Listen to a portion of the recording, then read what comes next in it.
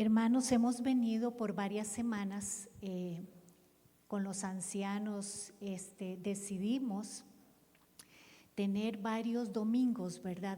Desde marzo, varios domingos hablando de la pasión de Cristo, teniendo una enseñanza cada domingo que tenía que ver con todo ese transcurso de esos días desde que Jesús entró a Jerusalén.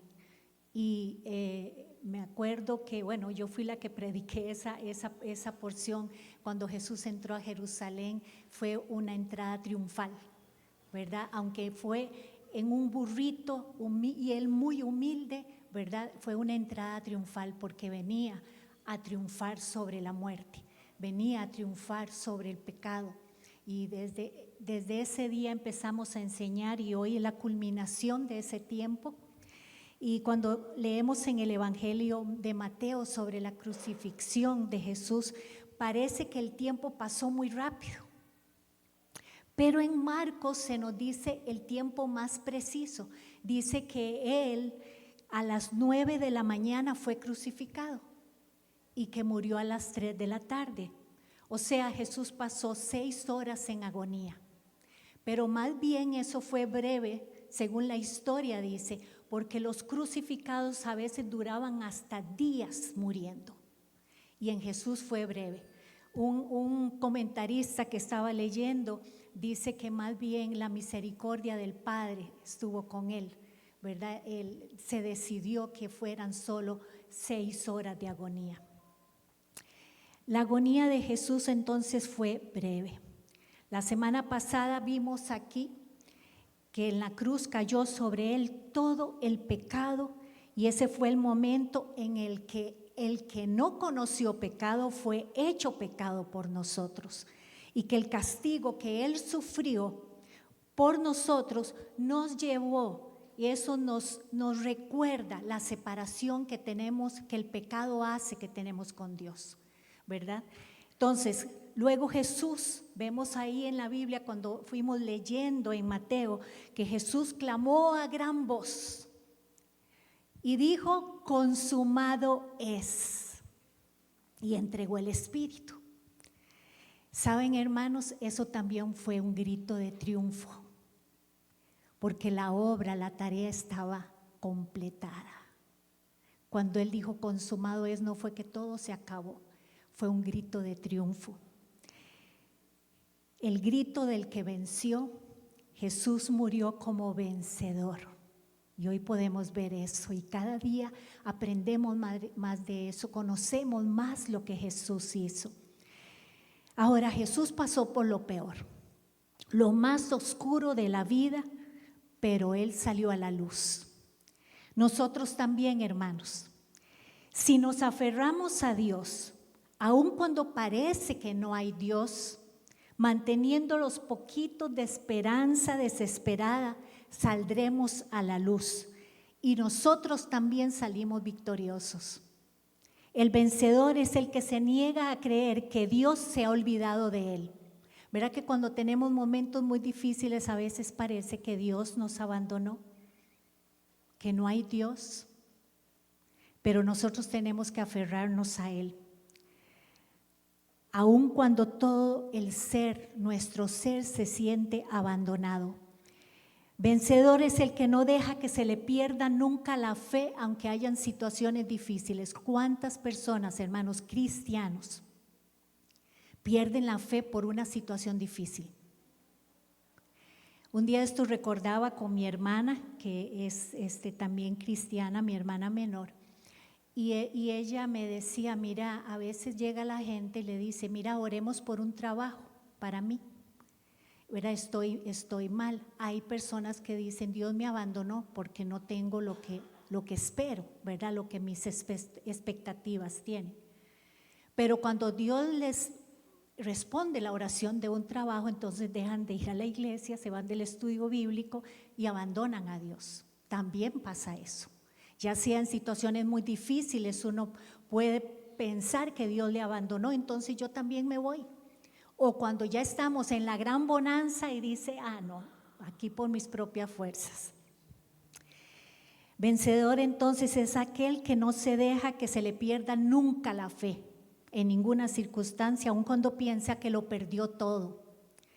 Vencedor es aquel que aún en las situaciones más oscuras entonces de la vida se sigue aferrando a Dios, porque eso, hermanos, fue lo que hizo Jesús ahí en la cruz. Se aferró a la tarea encomendada, a la obediencia al Padre por amor a nosotros. Leía esta mañana un pequeño versículo que dice que a Dios le agrada, le place amarnos. Y por eso ahora oraba eso, Señor, ¿cómo te place amarnos, Señor? De la manera en que nos has amado y sigue amándonos. Dice Primera de Pedro 3:18, se los voy a leer, porque Cristo murió por los pecados una vez por todas, el justo por los injustos, a fin de llevarlos a ustedes a Dios. Él sufrió la muerte en su cuerpo, pero el Espíritu hizo que volviera a la vida.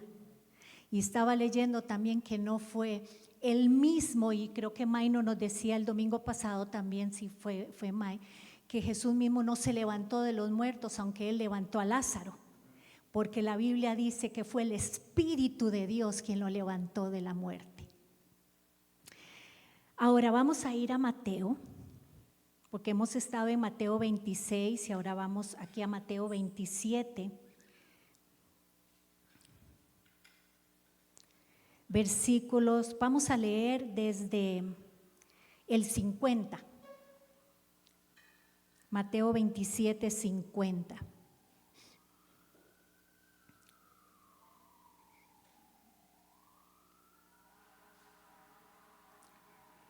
¿Lo tienen? Sí, ya están ahí. Dice así: entonces Jesús volvió a gritar con fuerza y entregó su espíritu. En ese momento la cortina del santuario del templo se rasgó en dos, de arriba a abajo. Si tienen un lapicero ahí, tienen la Biblia física. Sería bueno que subrayaran y lo tuvieran siempre muy presente. De arriba a abajo. Que nunca se nos olvide eso, que la cortina se rasgó de arriba a abajo. La tierra tembló, dice, vean lo que siguió pasando en el momento en que Jesús entregó el Espíritu. La tierra tembló y se partieron las rocas. Se abrieron los sepulcros y muchos santos que habían muerto resucitaron. Salieron de los sepulcros y después de la resurrección de Jesús entraron en la ciudad santa y se aparecieron a muchos. Cuando el centurión y los que con él estaban custodiando a Jesús vieron el terremoto y todo lo que había sucedido, quedaron aterrados y exclamaron: verdaderamente este era el Hijo de Dios. Allí estaban mirando de lejos muchas mujeres que habían seguido a Jesús desde Galilea para servirle. Entre ellas se encontraban María Magdalena, María la madre de Jacobo y de José, y la madre de los hijos de Zebedeo. Entonces en Mateo 27 vemos el momento en que Jesús murió, ¿verdad? Y la cortina, ahora voy a hablarles de eso, se rasgó. Es en ese momento la tierra tembló, se partieron las rocas, se abrieron los sepulcros y muchos resucitaron. Cosas sorprendentes pasaron entonces cuando murió Jesús, ¿verdad que sí? Todo esto es sorprendente. Todo esto es sorprendente, hermanos. Que Jesús muriera, hubo un gran terremoto, sepulcros, o sea que los sepulcros se abrieran y que resucitaran muchos. Pero vamos a ver esto de la cortina o del velo, como lo dicen algunas traducciones. Este era el que cubría la entrada del lugar santísimo, ¿ok? Al otro lado del cual no entraba más que el sumo sacerdote una vez al año por la expiación de los pecados, por el perdón de los pecados. Era el velo que ocultaba la presencia del Espíritu de Dios hasta ese momento. Dios había estado oculto y lejano y nadie sabía cómo era. Pero en la muerte de Jesús vemos el amor oculto de Dios y el acceso a la presencia de Dios. Acceso a su trono, como dice su palabra. Y ese acceso estaba cerrado a toda la humanidad, pero ahora, hermanos, estaba abierto y está abierto hoy. Está abierto hoy. La vida y la muerte de Jesús nos muestran cómo es Dios y quitan para siempre el velo que le ocultaba. Eso es glorioso, hermanos. Eso es glorioso, que ahora nosotros podamos tener acceso a la presencia de Dios y ya nadie tiene que ir por nosotros. Nosotros tenemos acceso a su trono. Vamos al versículo 57 y vamos a leer hasta el 61. Porque qué más que la palabra, hermanos, más, ¿verdad? Las palabras mías no son tanto, es la palabra del Señor la que va contando esta historia maravillosa. Dice que al atardecer llegó un hombre rico de Arimatea llamado José, que también se había convertido en discípulo de Jesús. Se presentó ante Pilato para pedirle el cuerpo de Jesús y Pilato ordenó que se lo dieran. José tomó el cuerpo, lo envolvió en una sábana limpia y lo puso en un sepulcro nuevo de su propiedad que había cavado en la roca. Luego hizo rodar una piedra grande a la entrada del sepulcro y se fue. Y allí estaban sentadas frente al sepulcro María Magdalena y la otra María. ¿Qué mujeres? Perdón, ¿verdad? ¿Qué mujeres estaban en la crucifixión? Ahí sentadas, lo leímos hace un ratito y ahora están sentadas frente al sepulcro. Ahí lo vieron cómo lo enterraron. Vamos a leer, hermanos, del 28, vamos a pasar al capítulo 28, versículo 1, para seguir aquí la historia, porque lo antes del 62 al 66 es la guardia ahí en el sepulcro, cuidando, ¿verdad?, de que nadie llegara a abrir el sepulcro, porque ya habían escuchado, les hago el resumen, de que él iba a resucitar, entonces no quería que vinieran a sacarlo y dijeran que él había resucitado y que era una mentira. Vamos al versículo 1 del 28, dice que después del sábado, el amanecer del primer día de la semana, o sea, domingo, por eso celebramos los cristianos en domingo, de reunirnos. Dice que María Magdalena y la otra María fueron a ver el sepulcro. Ahí están ellas otra vez. Sucedió que hubo un terremoto violento, porque un ángel del Señor bajó del cielo. Otro terremoto, hermanos. Y acercándose al sepulcro, quitó la piedra y se sentó sobre ella. Su aspecto era como el de un relámpago y su ropa era blanca como la nieve. Yo me lo estuve imaginando y no me dio la imaginación. ¿Cómo puede ser alguien con el semblante de relámpago, ¿verdad?, y vestiduras blancas y sentado ahí sobre la roca? Los guardias tuvieron tanto miedo de él que se pusieron a temblar y quedaron como muertos. Eso sí me los imaginé. El ángel dijo a las mujeres: no tengan miedo, sé que ustedes buscan a Jesús, el que fue crucificado. No está aquí, pues ha resucitado. Tal como dijo, o sea, él lo había dicho y tal como lo dijo, le dice el ángel, él resucitó. Vengan a ver el lugar donde lo pusieron. Luego vayan, o sea, lo que les está diciendo, asómense en la tumba, está vacía, asómense, ahí ya no está. Luego vayan pronto a decirles a sus discípulos, él se ha levantado de entre los muertos y va delante de ustedes a Galilea. Allí lo verán, ahora ya lo saben. Así que las mujeres se alejaron a toda prisa del sepulcro, asustadas pero alegres, y corrieron a dar la noticia a los discípulos. En eso Jesús les salió al encuentro y las saludó. Ellas se le acercaron, le abrazaron y lo adoraron. Qué glorioso. Y él les dijo: no tengan miedo, vayan a decirle a mis hermanos que se dirijan a Galilea y allí me verán. Vamos a dejarlo hasta ahí. La importancia de la resurrección de Cristo fue la clave de la predicación apostólica. Fue la resurrección. ¿Por qué? Porque la resurrección, hermanos, es el fundamento de nuestra fe.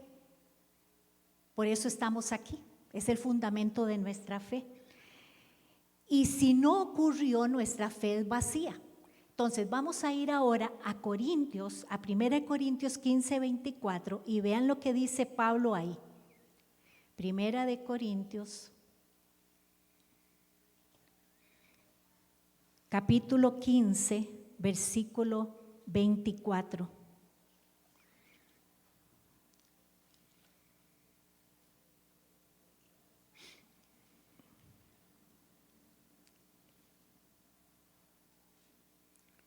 ¿Ya lo encontraron? Sí. Dice, vamos a empezar el 24, entonces vendrá el fin cuando Él entregue el reino a Dios el Padre, luego de destruir todo dominio, autoridad y poder, porque es necesario, estoy bien, ¿verdad? Sí, porque es necesario que Cristo reine hasta poner a todos sus enemigos debajo de sus pies. Pero no es la... No. Ese no es el pasaje, hermanos. Ese no es el pasaje. 1 Corintios 15, 24. Un dedazo mío. Bueno, se los voy a decir. Pablo dijo, y si Cristo no ha resucitado, nuestra predicación, 17. El capítulo 17 o el versículo 17.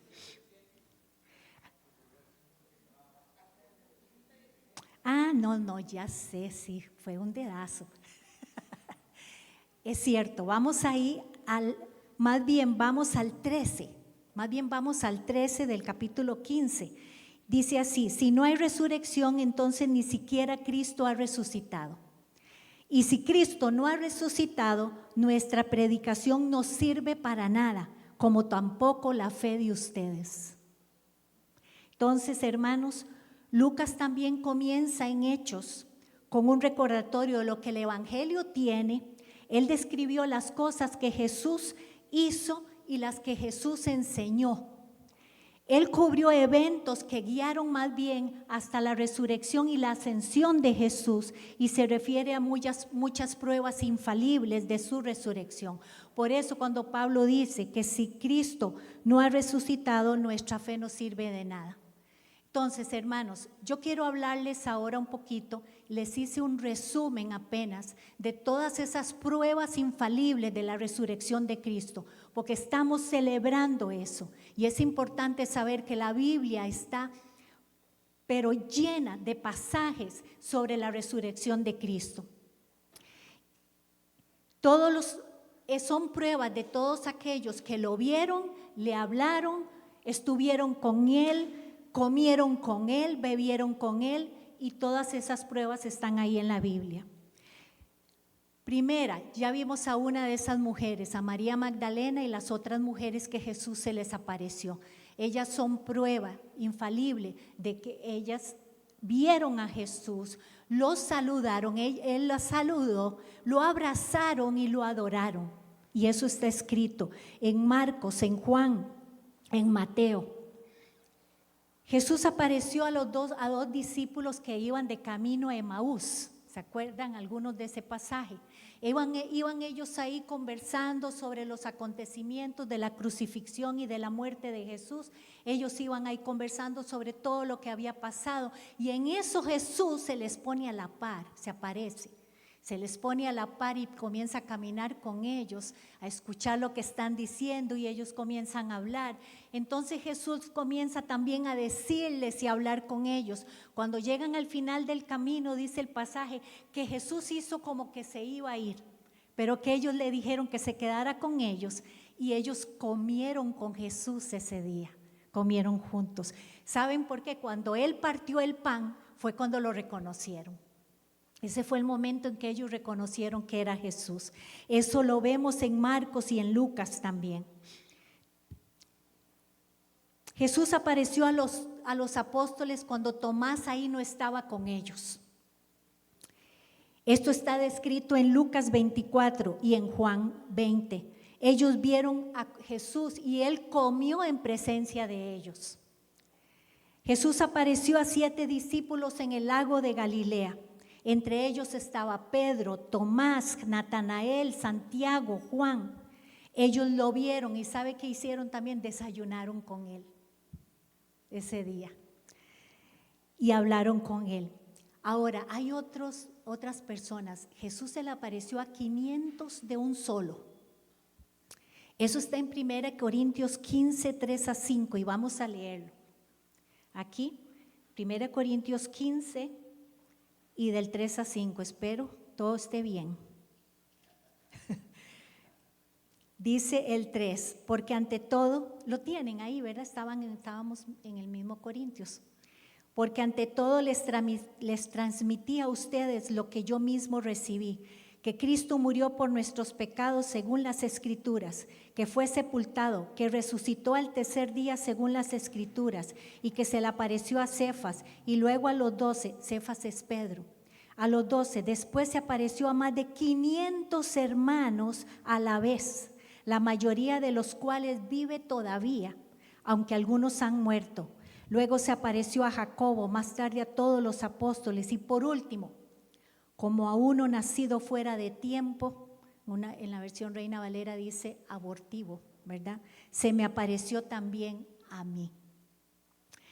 Hermanos, Pablo enfatiza que muchos de estos vivían cuando él escribió la carta y que ya otros habían muerto y que podían verificar estos que estaban vivos, que habían visto al Cristo resucitado. Un grupo tan grande, hermanos, da evidencia de que no fue una visión y no fue una alucinación. Esto está registrado por Pablo en su carta a los Corintios.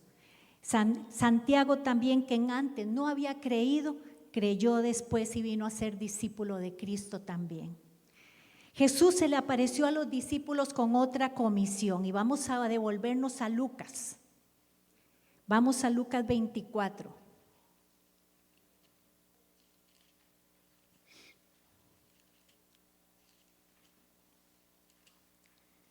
Lucas 24, versículo 50.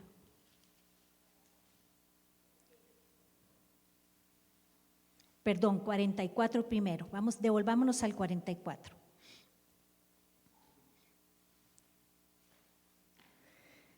Dice así: cuando todavía estaba yo con ustedes, les decía, ¿quién está hablando? Jesús. Les decía que tenía que cumplirse todo lo que está escrito acerca de mí en la ley de Moisés, en los profetas y en los salmos. Entonces les abrió el entendimiento para que comprendieran las Escrituras. Esto es lo que está escrito, les explicó, que el Cristo padecerá y resucitará al tercer día, y en su nombre se predicarán el arrepentimiento y el perdón de pecados a todas las naciones, comenzando por Jerusalén. Ustedes son testigos de estas cosas. Ahora voy a enviarles lo que ha prometido mi Padre, pero ustedes quédense en la ciudad hasta que sean revestidos del poder de lo alto. Hermanos, esta comisión de Jesús de quedarse ahí hasta recibir algo que Él iba a enviar, ¿qué era? El Padre iba a enviar, el Espíritu Santo.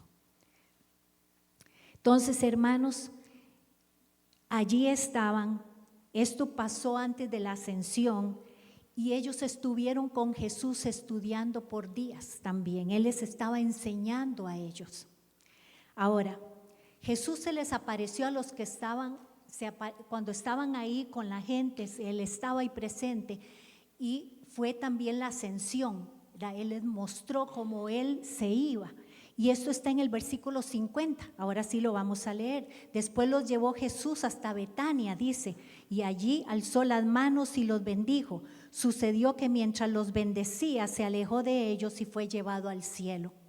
Ellos entonces lo adoraron y luego regresaron a Jerusalén con alegría y estaban continuamente en el templo alabando a Dios.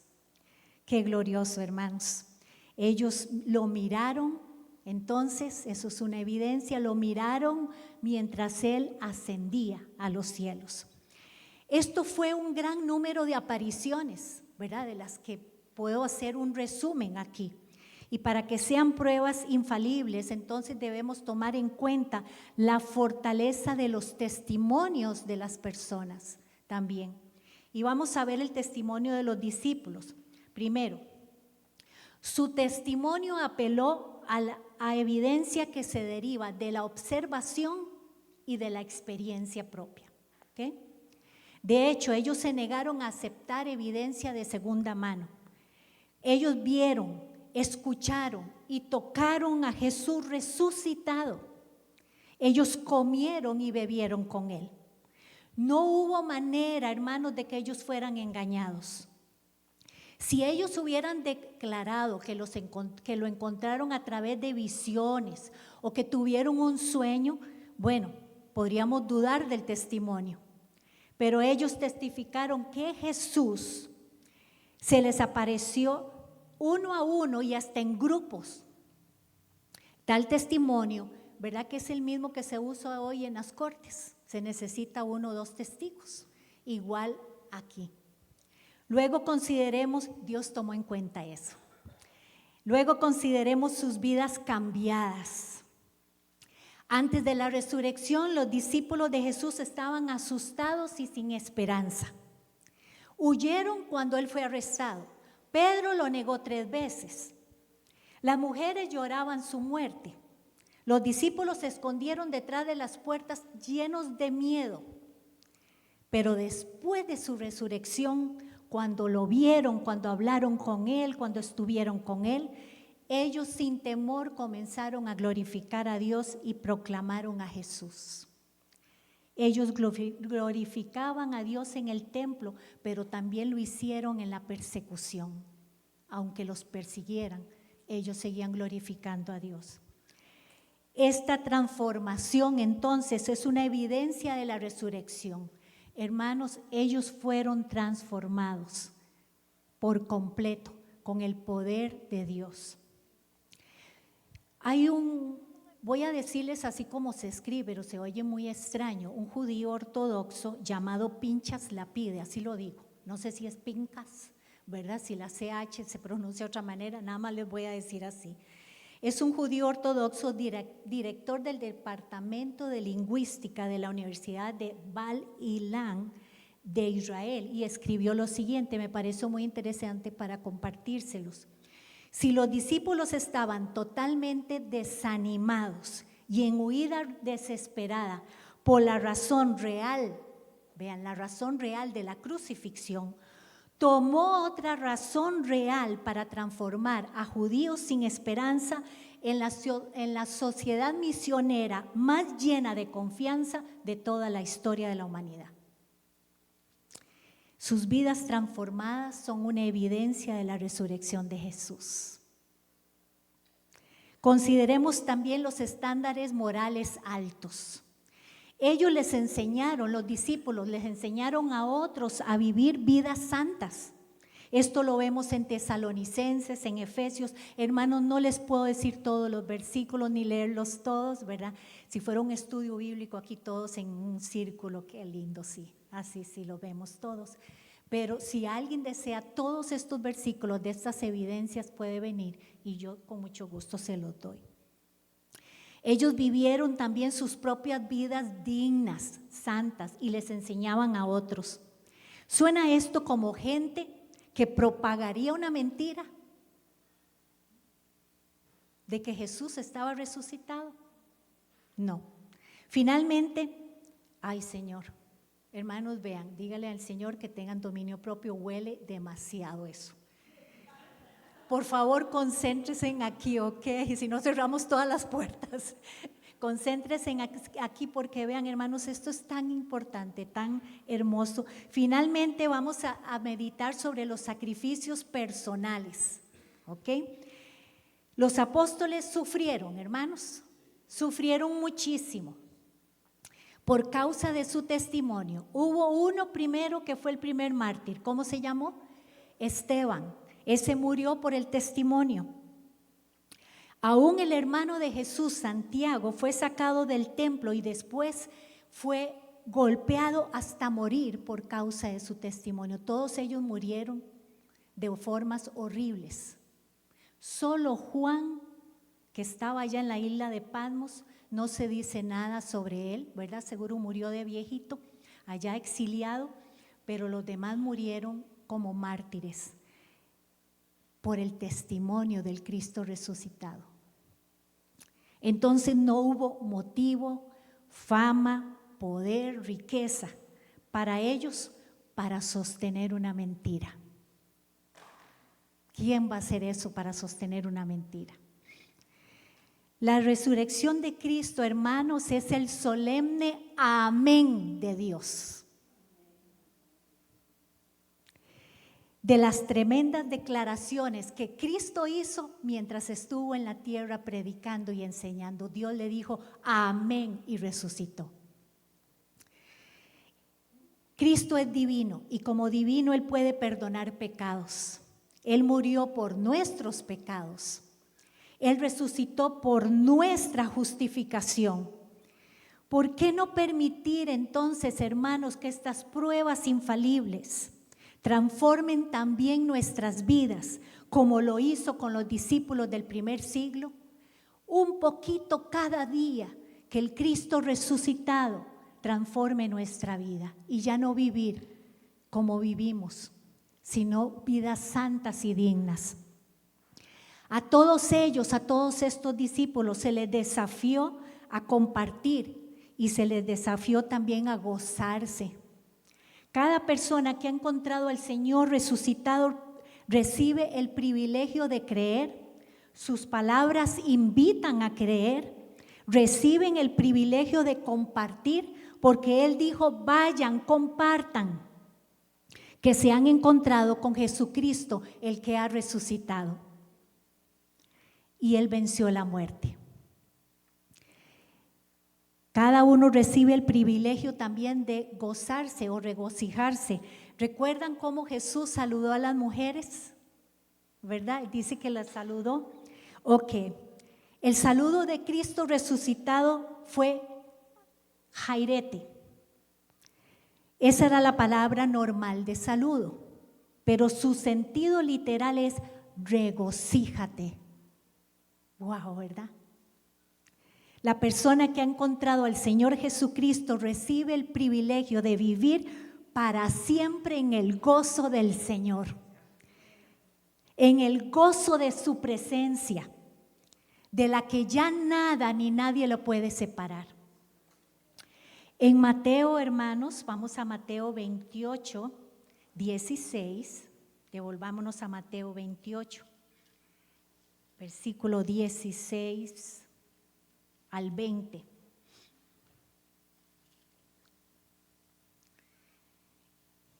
Llegamos aquí al final de Mateo. Y podremos decir una historia, pero es una historia verdadera y maravillosa. Escuchamos las últimas palabras que Jesús le dijo a sus discípulos. Está en la última reunión con ellos ahí presente.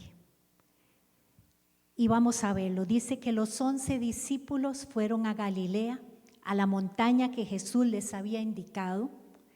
Cuando lo vieron, lo adoraron, pero algunos dudaban. Hay gente que duda. Jesús se acercó entonces a ellos y les dijo: se me ha dado toda autoridad en el cielo y en la tierra. Por tanto, vayan, hagan discípulos de todas las naciones, bautizándolos en el nombre del Padre, del Hijo y del Espíritu Santo, enseñándoles a obedecer todo lo que les he mandado a ustedes, y les aseguro que estaré con ustedes hasta el fin del mundo. Jesús hizo 3 cosas aquí. Le dio la seguridad de su poder, porque no había nada que estuviera fuera del poder del que había muerto y había conquistado la muerte. Ahora estaban al servicio de un Señor cuya toda autoridad es en el cielo y en la tierra. Cada uno de nosotros está al servicio, si creemos, al servicio de un Señor cuya autoridad es toda en el cielo y en la tierra. Usted y yo le servimos a Dios de las maneras tan diversas que hay, ¿verdad? A veces no tenemos que estar aquí encerrados, pero afuera hay mucho que hacer, hermanos. En el trabajo, en la universidad, en el colegio, en donde estén, en su familia, empezando por ahí, hay mucho que hacer, porque toda autoridad la tiene Él. Amén. Él sabe y Él quiere. Y saben, Él se goza en amarnos a todos. Él murió por todos. También en este pasaje le dio una comisión. Dice que les envió a hacer al mundo entero su discípulo. Todos nosotros deberíamos estar haciendo discípulos. Todos nosotros deberíamos estar para poderles enseñar, dice aquí, a obedecer todo lo que Él ha mandado. Porque todos necesitan a Cristo, todos lo necesitamos. Y también Él les prometió una presencia que les dijo, les aseguro que estaré con ustedes siempre hasta el fin del mundo.